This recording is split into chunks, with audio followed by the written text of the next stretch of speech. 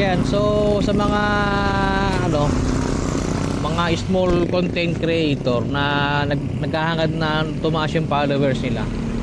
Sa totoo lang po, hindi po natin kailangan magbakas para dumami followers natin.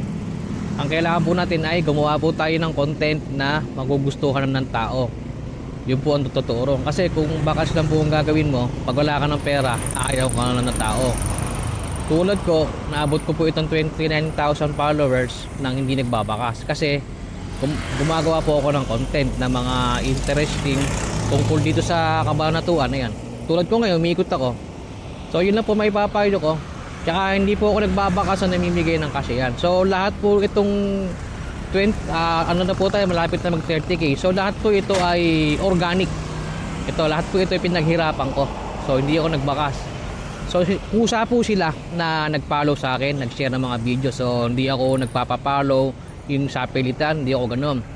So hinahayaan ko lang po yung mga tao na kusang loob sila magpa-follow, magko-comment na mag-share sa video ko. Ika nga ba, wala sa pilitan, di ba? So sa mga naghahangad na gusto nung lumaki yung followers, maging ano na po tayo, consistent sa pag-upload. At syempre, wag po tayo mag-upload ng mga bawal. At wag na wag tayong kukuha ng ibang video galing sa ibang content creator. So gumawa po tayo ng original content para walang problema, di ba?